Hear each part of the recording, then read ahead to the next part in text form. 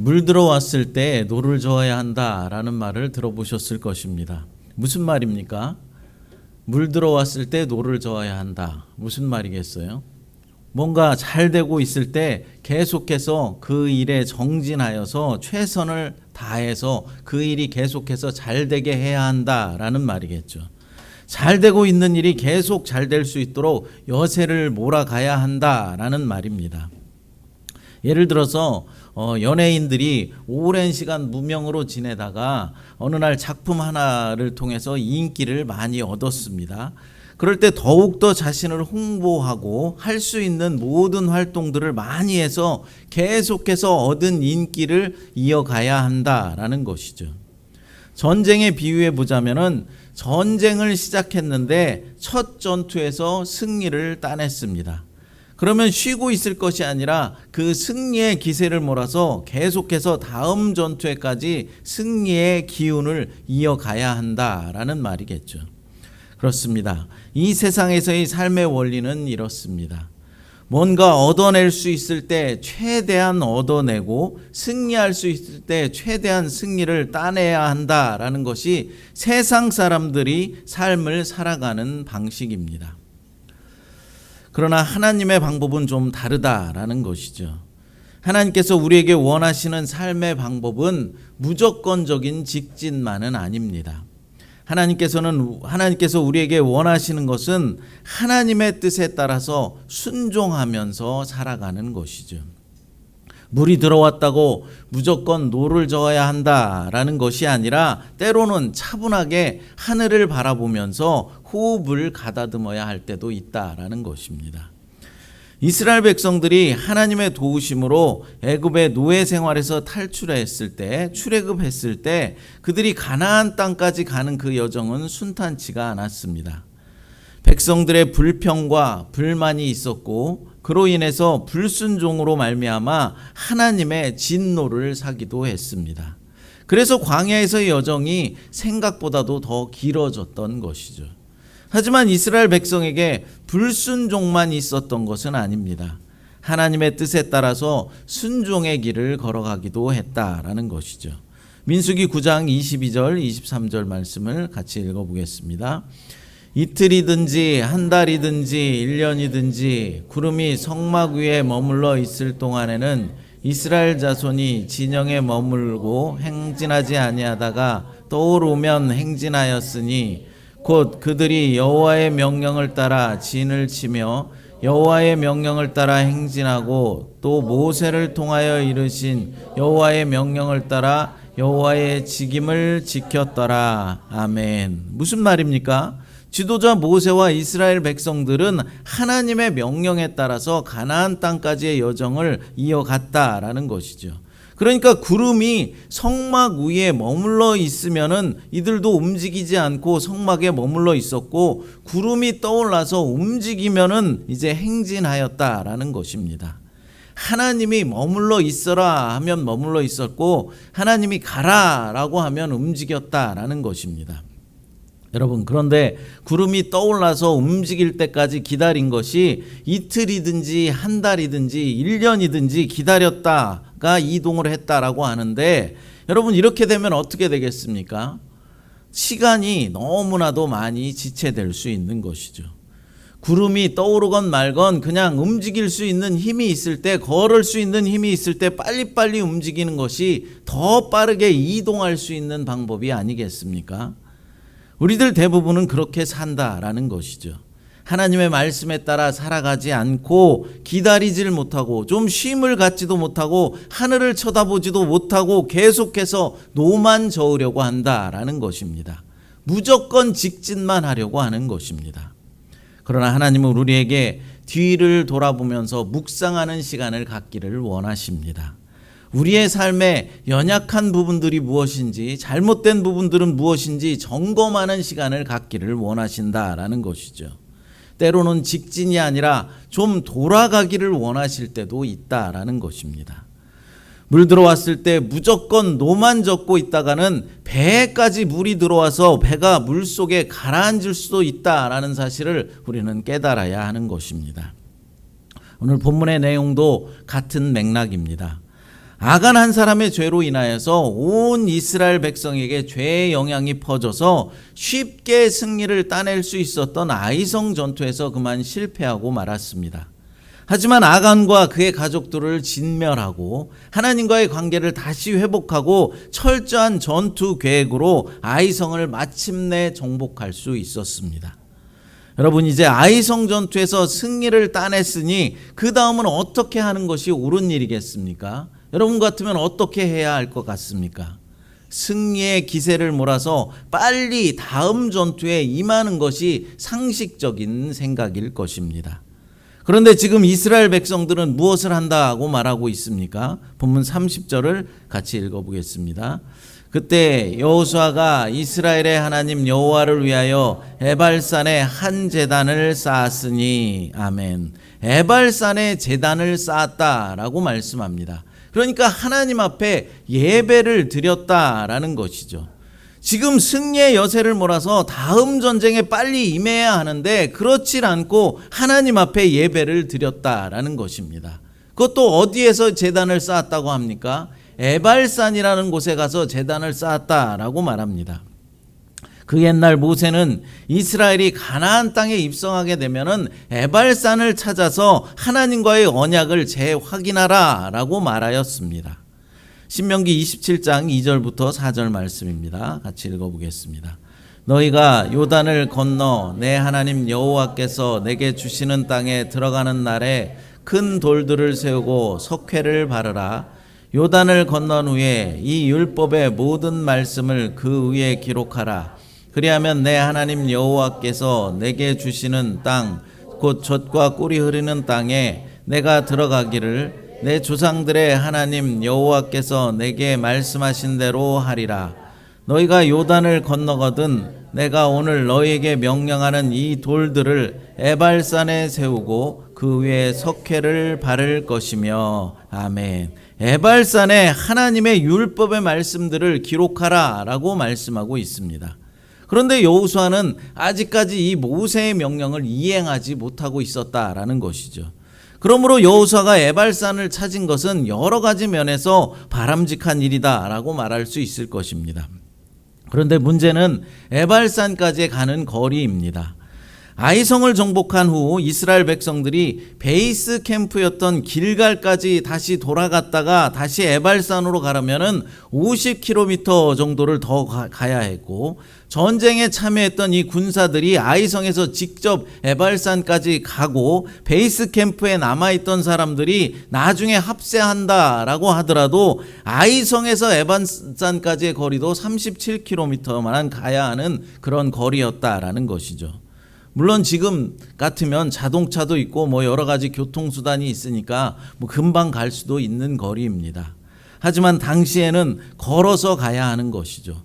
그리고 그 가는 길이 평탄한 평지가 아니라 험한 산악지대를 걸어가야 하는 것입니다. 한두 명이 걸어가는 것도 아니고 몇만 명, 몇십만 명이 함께 가야 하는 길이었다라는 것이죠. 그래서 그렇게 쉽게 갈 수 있는 길은 아닙니다. 이제 전쟁에 막 승리하고 나서 쉬지도 못하고 바로 이 에발산으로 가야 하는 것입니다. 그러면 여호수아와 백성들은 아이성 전투에서 승리하고 난 다음에 바로 다음 전투에 임해서 승리를 이어가질 않고 험하고 먼 길을 돌아서 에발산에 가서 제단을 쌓았던 것일까요? 그것은 이스라엘 공동체는 군사적인 어떤 능력이 아니라 하나님의 말씀에 순종하는 것이 가장 중요한 문제였기 때문입니다. 여러분, 이것은 오늘날 우리들에게도 똑같이 적용되는 말씀입니다. 우리의 힘과 지혜, 세상적인 스펙을 쌓는 것도 매우 중요한 일일 것입니다. 하지만 그것보다 더 중요한 것이 있다라는 사실이죠. 그게 무엇이겠습니까? 하나님의 말씀에 따라 순종의 삶을 살아가는 것입니다. 우리는 6일 동안 세상에서 치열하게 일하고 영적인 전쟁을 치르면서 살아갑니다. 그런데 주일이 되면은 예배당에 나와서 하나님께 예배 드리면서 하나님의 말씀을 듣죠. 주일날에도 계속해서 일하면은 돈을 더 많이 벌 수도 있을 텐데 왜 주일에 예배당에 나와서 하나님의 말씀을 들으며 예배를 드리는 것일까요? 그것은 하나님께서 주시는 말씀을 통하여서 다시 한번 하나님과의 관계를 확인하기 위해서입니다. 6일 동안 세상에 살면서 죄로 물들고 더러운 때가 묻었던 이 마음의 옷을 씻김 받고 찬양과 기도 그리고 예물을 드림으로써 다시 한번 하나님의 백성으로서 빛된 삶을 살겠습니다 라고 다짐하고 결단하며 새로운 언약을 맺는 것입니다. 본문의 이스라엘 백성들도 언약 갱신을 위해서 아이성에서 북쪽으로 37km나 떨어진 곳에 에발산으로 갔던 것입니다. 가는 길이 결코 쉬운 길은 아니었지만 이들은 하나님의 말씀에 순종하는 길을 선택한 것입니다. 우리도 마찬가지입니다. 예배 드리는 일에는 여러 가지 방해 요소들이 있습니다. 마귀 사탄은 어떻게 해서든지 우리가 예배 드리지 못하도록 방해를 하고 있다라는 것이죠. 일이 생기게도 하고 피곤하게 만들며 병마를 주어서 예배를 빠질 수 있는 구실들을 만드는 것입니다. 그러므로 우리는 예배에 참석하기 위해서 토요일부터 일주일부터 예배 드리고 난 다음부터 준비를 해야 하는 것입니다. 그래서 우리는 특별히 토요일을 예비일로 지키는 것 아니겠습니까? 어떻게 준비해야 합니까? 토요일에는 무리한 스케줄들을 조정해야 하는 것이죠. 또 기도하면서 하나님 내일 갑작스러운 일이나 사고가 생기지 않도록 도와주세요. 병들어서 예배에 빠지는 일이 생기지 않도록 강건함으로 지켜주세요 라고 기도해야 하는 것입니다.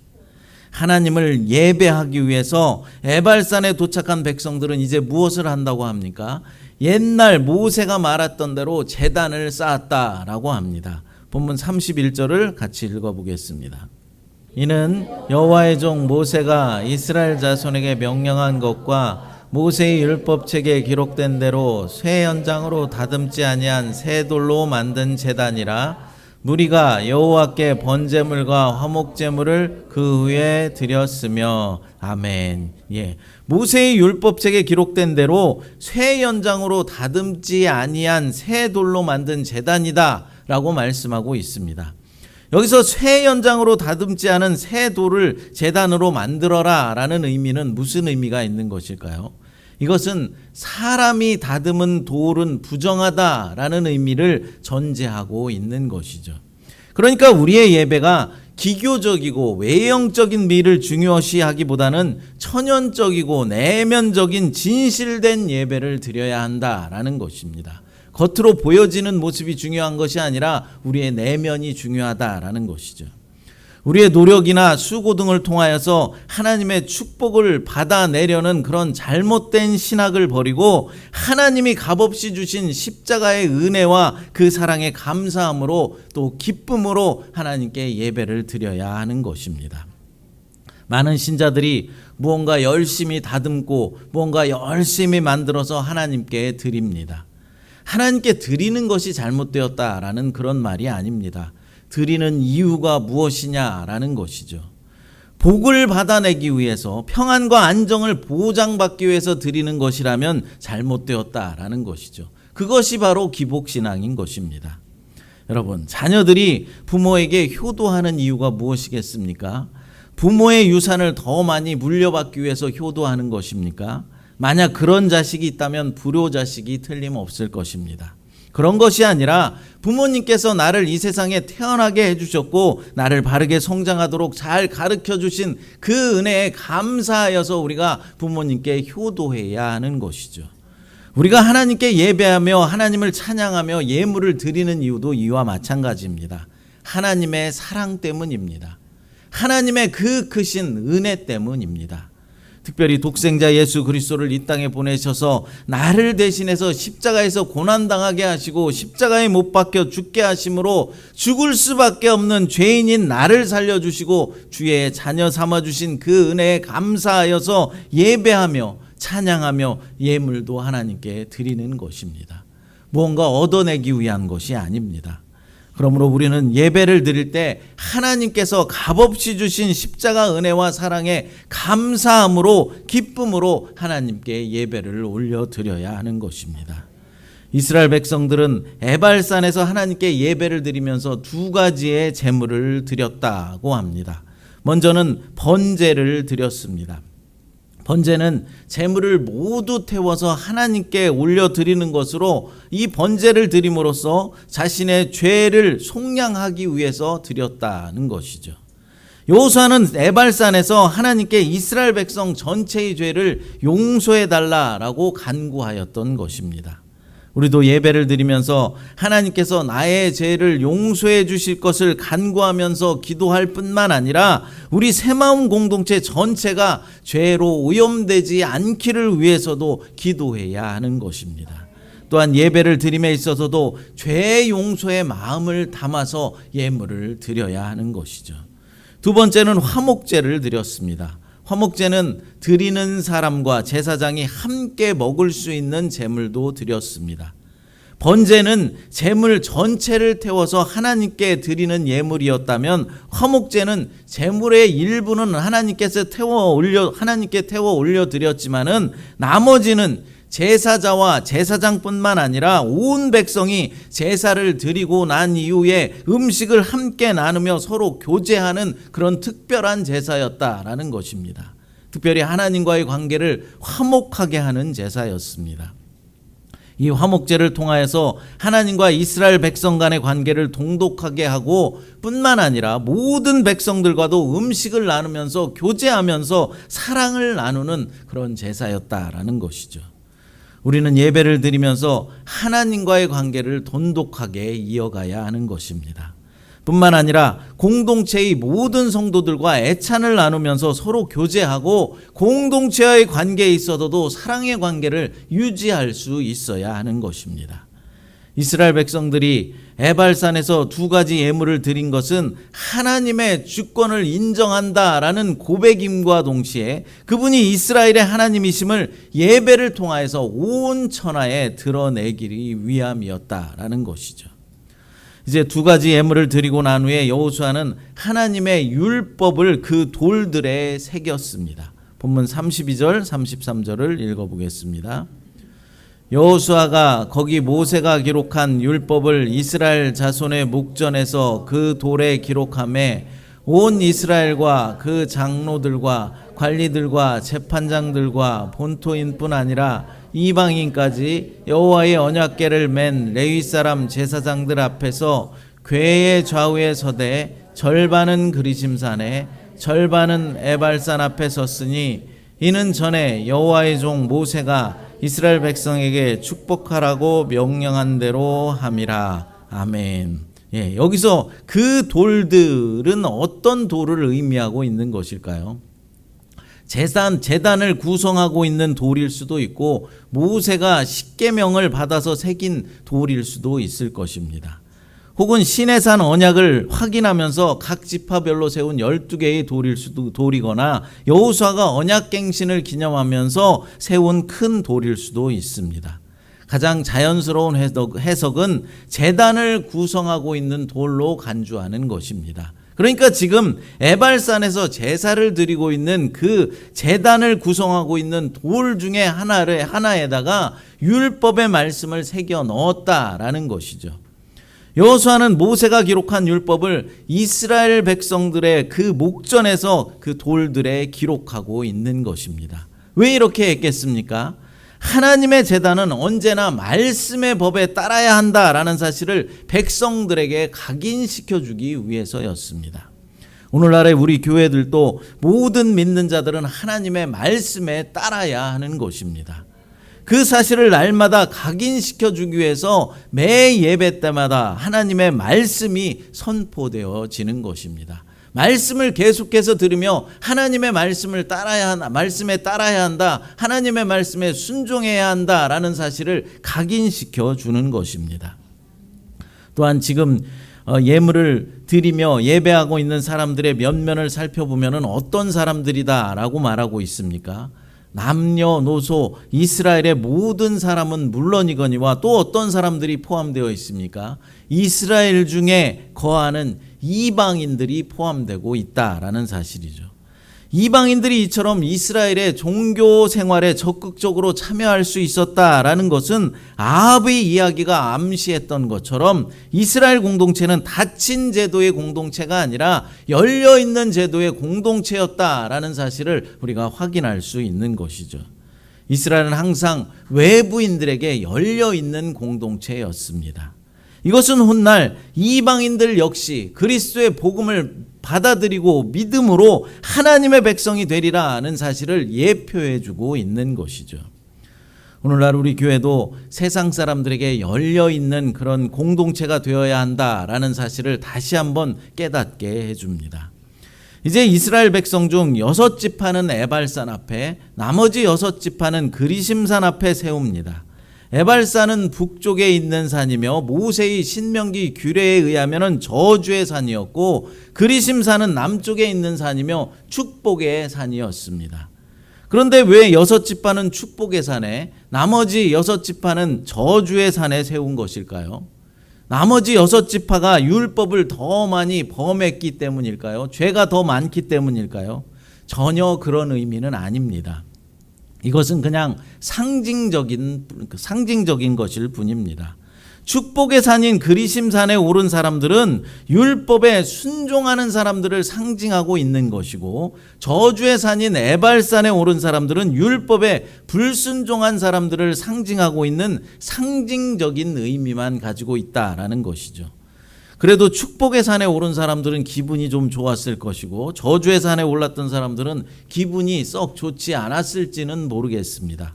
다만 축복과 저주는 하나님의 말씀에 순종하느냐 그렇지 않느냐에 달려있다라는 사실입니다.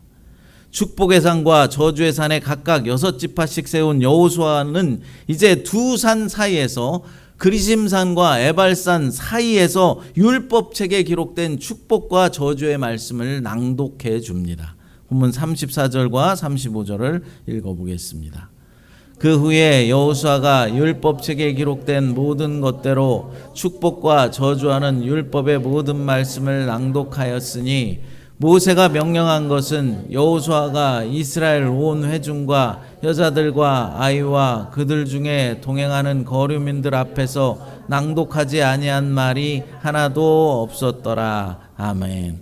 모세가 죽은 이후에 백성들 앞에서 율법책이 이렇게 읽혀지고 낭독되기는 이번이 처음이었습니다. 드디어 시내산이 가나안 땅에 정착하게 된 것이죠. 모세의 율법 중에서 특별히 축복과 저주의 말씀이 강조되고 있습니다. 이사야서 1장 19절 20절 같이 읽어보겠습니다. 너희가 즐겨 순종하면 땅의 아름다운 소산을 먹을 것이요, 너희가 거절하여 배반하면 칼에 삼켜지리라. 여호와의 입의 말씀이니라. 아멘. 훗날 이사야 선지자도 이렇게 말씀하신 것이죠. 하나님의 말씀을 즐겁게 순종하면 땅의 아름다운 소산을 먹게 될 것이지만, 하나님의 말씀을 거절하고 배반하면은 칼에 삼키우리라 라고 말씀하셨습니다. 오늘날 우리들이 깨닫고 명심해야 할 말씀입니다. 하나님의 말씀을 즐겁게 순종하면 땅의 아름다운 소산을 먹게 되고, 그렇지 않고 하나님의 말씀을 배반하고 거절하면은 칼에 삼켜지리라 라고 분명히 말씀했습니다. 여호수아는 축복과 저주에 중점을 둔 율법 낭독을 통해서 이스라엘 백성들의 선택을 지금 요구하고 있는 것이죠. 너희가 복된 삶을 살려거든 순종을 선택하고, 고난의 삶을 살려거든 불순종을 선택하라 라는 것입니다. 사랑하는 여러분, 지금 이 시간에도 하나님께서는 우리들에게 선택을 요구하고 계시다라는 사실입니다. 하나님의 뜻에 순종하여서 복된 삶, 축복의 삶을 살 것인지, 아니면 하나님 말씀에 불순종하여서 고난의 삶, 저주의 삶을 살 것인지 선택하라라는 것입니다. 여러분들은 어떤 선택을 하시겠습니까? 당연히 축복의 삶을 원하실 것입니다. 그럼 축복의 삶을 살기 위해서는 어떻게 해야 하는 것입니까? 하나님 말씀에 순종하는 삶을 살아가야 하는 것입니다. 하나님 말씀에는 순종하지 않으면서 축복받기를 원하고 복받기를 원하는 것은 도둑놈 심보이다라는 것이죠. 사랑하는 여러분, 하나님 말씀에 순종하는 삶을 살아서 복된 삶, 축복의 삶을 살아가게 되시기를 간절히 바랍니다. 여러분, 오늘 본문의 말씀, 이스라엘 백성들은 이제 아이성 전투에서 승리의 여세를 몰아서 다음 전투를 이어가지 않는 대신에 예발산과 그리심산으로 가서 제단을 쌓고 하나님을 예배하는 시간을 가졌습니다. 우리도 그래야 한다라는 것이죠. 무조건 수고하고 직진만 한다고 되는 것이 아닙니다. 모든 것이 그렇게 한다고 세상에서 수고하고 직진하는 삶을 살아간다고 해서 다 잘 되는 것이 아닙니다. 하나님이 도와주셔야 하는 것입니다. 하나님이 함께 해주셔야 우리의 삶이 풍성해질 수 있는 것이죠. 우리에게 가장 중요하고 필요한 것은 우리의 힘과 지혜, 세상에서의 어떤 스펙을 쌓는 것이 아닙니다. 세상에서 돈 버는 일이 아닙니다. 그것보다 더 중요한 것은 하나님의 말씀에 따라서 순종의 삶을 살아가는 것입니다. 예배의 삶을 살아가는 것입니다. 주일마다 하나님을 예배하며 나의 믿음을 점검해보고 하나님과의 관계를 다시 한번 확인해 보는 것입니다. 여러분, 다시 한번 묻겠습니다. 축복의 삶을 살기를 원하십니까? 아니면 저주의 삶을 살기를 원하십니까? 순종을 선택하십시오. 그러면 하나님께서 여러분의 삶에 개입하셔서 풍성한 축복의 은혜로 날마다 채워주실 것입니다. 시간 함께 찬양 드리고 기도하도록 하겠습니다. 비준비하시니 라는 찬양 드리겠습니다. 하나님 감사합니다. 직진밖에 모르는 어리석은 우리지만 주님이 주시는 은혜로 뒤돌아보는 삶도 허락하시니 감사합니다. 주일마다 주님 앞에 나와 나의 삶을 뒤돌아보며 회개하게 하시고 하나님께 부족하였던 것, 연약하였던 나의 모습들을 깨달아서 더 큰 믿음으로 주님을 섬기는 우리 모두가 될 수 있도록 하나님 인도하여 주시옵소서. 축복과 저주의 선택을 물으실 때 주님께 순종함으로 축복의 삶을 살겠습니다. 결단하고 다짐할 수 있도록 도와주시고 또한 결단을 실천에 옮기며 살아갈 수 있는 믿음도 허락하여 주시옵소서. 거룩하신 예수님의 이름으로 기도드리옵나이다. 아멘.